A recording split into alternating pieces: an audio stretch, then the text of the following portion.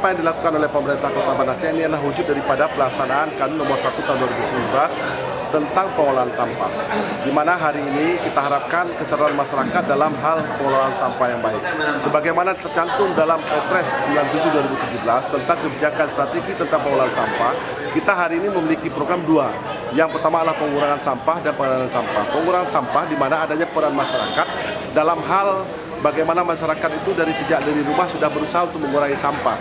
Jadi harus ada upaya-upaya yang dilakukan oleh masyarakat sehingga dalam hal pengelolaan sampah Kota Banda Aceh akan lebih baik.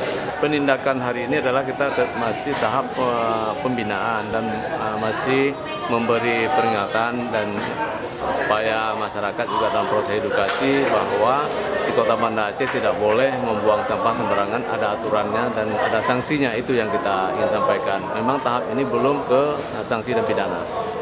Sampah itu tidak boleh dibuang sembarangan, sudah ada tempat yang tersedia oleh pemerintah kota.